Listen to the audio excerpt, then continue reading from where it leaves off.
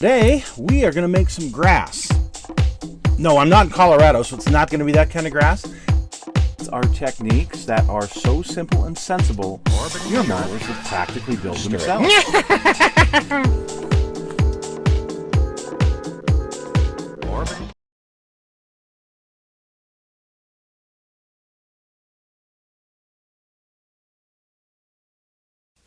Hello, folks. It's Mad Dog Merv, and welcome to today's show. Today on Echoes from the Chalkboard, we are going to talk about a very local school for me, and the name of the school was Onequa. Very interesting. It was named after, my understanding is, one of the local Indian tribes, but it had definitely Native American um, tones in its being named. Anyway, Onequa was built in 1907, and originally the building was 19,215 square feet. And it was built on a plot of land that was 3.44 acres in size. Now, the historical address is 10th West and 4th North in Salt Lake City. Well, in 1972, the north and west addresses changed just a little bit. So the official address of where it was located after 72 was 513 North, 1100 West. And if you want to go visit the site where it was, that's where you would look. 500 North and 11th West in Salt Lake City. This is an area known as the Fair Park, but there are also people out here that call it the Rose Park area as well, but it truly is closer to the Utah State Fairgrounds. Here in this incredible picture taken in 1912 from what we call Ensign Peak, looking to the south and the west, you can see here I have circled where the Onequa building sat. Onequa was built to help how can I put it, alleviate some of the other smaller schools that were in the area and actually service this area of the this northwest area of the city. In 1918, a remodel and an addition to the building brought another 19,000 square feet. But you can also see that beautiful tower that was on top of the building has been removed.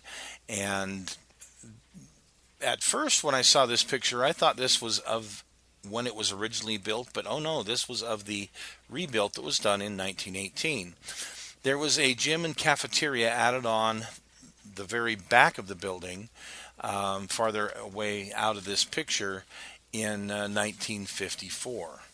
Now, Onequa served this area until 1973, when declining enrollments, it was decided that it would be best to close the building down.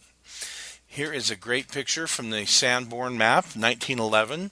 So this is before the addition was made, and you can see the room layout, the boiler room, the name of the street at the time. Just some really fun things here in this picture. These Sanborn maps are always great. And then this one, I'm not sure where I found it. I'm pretty sure there's no other Onequa schools out there. So I'm pretty sure this is the one on 4th North anyway, or 5th North. Yeah, 1917, but junior high. So apparently there were junior high students going there at that time. Kind of interesting. So from kindergarten all the way up. All right, so here's a great picture of what looks like one of the classes. Probably an upper grade class there at Onequa. Don't know the year on this particular one though.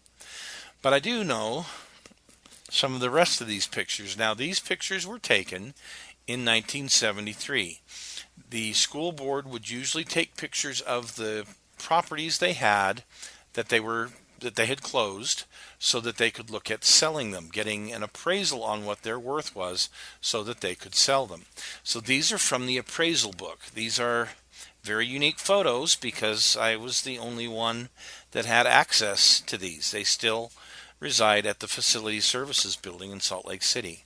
But you can see the back side of the building here with the addition that was done in 1954 and part of the playground. You can see here, this is looking west. and the original boiler room area, and then of course the additions to the right hand side there. I still think it was a beautiful building back in the 70s even. Of course, originally it was, I think, just fantastic. This particular picture, I'm not sure when this was from. I want to say the 1940s, but it may have been in the 1960s. I'm really not 100% sure looking at it. But this is, again, a nice wintry day. And this is looking north and west from the corner of 11th North, right here. Right here, same place. This was taken in 1973, that same area.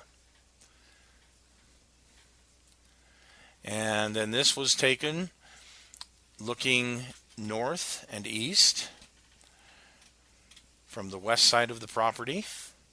To the left were some homes, and actually I had a relative that lived in one of those homes. Here is again the back side of the field area, the backstop, the old station wagon. This was taken from across the street to the west. Not sure why they took pictures like this of it. I really don't. And here, Utah road construction. Hey, even back in 1973, had road construction all the time. So nowadays, here is what is there. The building was torn down. It was bought by the Church of Jesus Christ of Latter-day Saints. The building was torn down, and a stake center / chapel was built on the property, and you can see it there in the distance. So anyway, the site's still there. Some of those trees are still there. Thank you for joining us, folks, and we'll see you again soon.